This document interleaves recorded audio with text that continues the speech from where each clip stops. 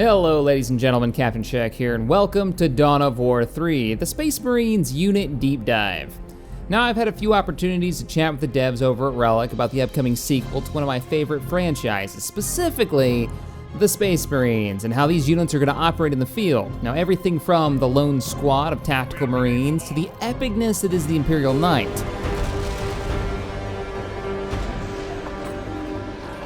First, some of the basics. Dawn of War 3 101.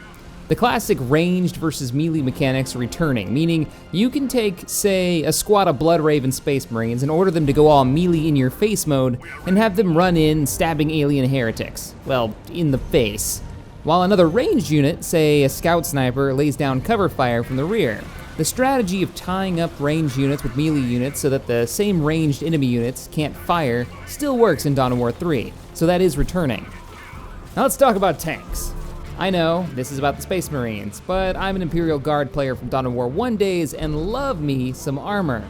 And the Space Marines are getting the Whirlwind Artillery. Now they don't default attack, but they do get a giant barrage ability that fires cluster munitions, killing and knocking back any poor sap under the missile's shredder area. Now that's classy. Drop pods are the epic ability that Space Marines are getting. They act as a secondary build queue outside of the main base buildings.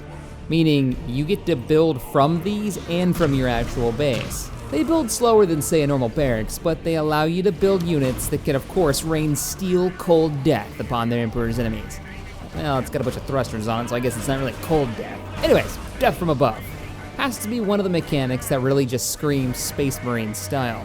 Have to say, I love that they're usable weapons too. Crashing down on top of infantry, tossing them about. Once the men hit the deck, they get a short-term shield for a few seconds, allowing them precious moments to get off the ramp in a firefight. There's a more deadly version of drop pods in Dawn of War 3, but we'll get into that later in the video. One of my first concerns after seeing the initial alpha gameplay release was if we still get to customize our tactical Marines with all sorts of interesting Xeno-killing gear and equipment. Now I can finally confirm you can. Each squad is initially armed with the classic bolter, but at the commander's discretion, you can choose either plasma or flamers, depending on the situation you find your men in. I asked about heavy bolters and got the "we can't talk about that yet" answer, so we'll have to wait and see what's going on with those. Flamers have a nice cone damage area and can go through cover. Plasma weapons have a mechanic where as they fire, they build up heat. They do a hell of a lot more damage, but if they get too hot, they have to cool down, giving them a 10-second cooldown time. Your troops aren't firing. Interesting balance. I'm happy to confirm that Space Marine Scouts are making a return in the form of Scout Snipers.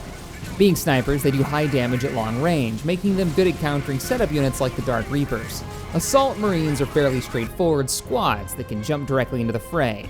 They really haven't changed much over the course of the two games. And that's okay, I mean melee units with a jump ability.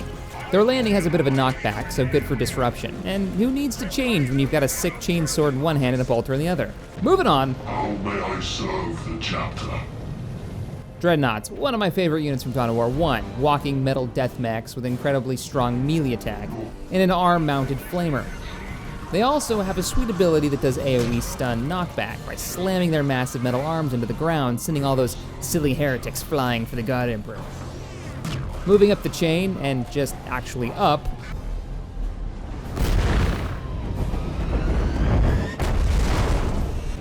an Imperial Knight. Massive war machine with twin-arm cannons that can do a Gatling barrage, clearing a swath in front of her with massive amounts of lead. This ability does have a bit of a wind-up though, so if you're quick, you might have a chance to get some of your people out of the way, and cooldown on top of that. As she kills vehicles and elites, her cooldowns actually recharge faster, so you may want to prioritize targets. Her final ability, and probably the best looking ability, definitely the best sounding, has to be the Firestorm Missiles. She can pick out 6 targets and drop missiles on their heads. Interesting point though, you don't have to use all 6 missiles. If, say, you only use 4, her recharge on the missiles actually goes a little faster, so pick your targets wisely. Her biggest weakness is her minimum range. Melee targets can actually get under her gun. It's kind of like an Achilles heel. So you could use, say, the missiles to fire almost directly on you, close range support, knock targets back, and then use those Gatling cannons to finish them off. If you can time it right. But it's probably just best to make sure she's got cover from her Space Marine brothers. On to the commander, Gabriel Angelo. He's got a bit of history with Dawn of War and a bit of history in the comments section. He's returning in command of the Blood Ravens, armed with the mighty God Splitter. He's been the focus of quite a bit of hubbub in the comments sections of about every video out for Dawn of War 3 right now. It's mainly all about his mobility. He's carrying the God Splitter, a weapon built with a shard of the Wailing Doom weapon inside it. Yeah, that thing. It's not a mortal weapon, and it's in the hands of Gabriel Angelo, who's had years of experience wielding this thing against all kinds of foes of the Emperor. So who's to say what he'd be capable of with that thing? Probably a bit more than just, say, playing Whack-an-Orc with it, that's for sure. One interesting mechanic with it is every 6th swing, Angelos can do a critical strike, disrupting targets. His 2 abilities, the God Splitter attack and Reflect. God Splitter is his closing the gap, or in this case, jumping the gap attack. Using it, he'll use up one of the charges shown above his head. This also goes for his other ability, Reflect, where he swings the hammer and creating a short-term reflective shield that will actually reflect anything fired into it just about. So if you're quick, you could reflect, say, an orc tank round right back at the target that shot it. Though keep in mind, for every charge you have built up, it'll take 1 swing off that melee critical timer. Meaning fully charged, you'll do a critical every 3 swings. There's a bit of balance there. Moving back to infantry, the last cannon Devastator Marines are your anti-armor units. No setup time, they actually just take aim and start firing, ramping up damage over time and melting through armor.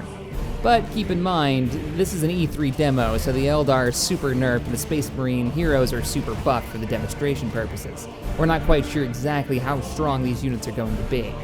Can't have a talk about Space Marine forces without talking about Terminators. Rocking assault shields and hammers, they teleport into battle and just wreck face. Basically what they've done since the beginning of time.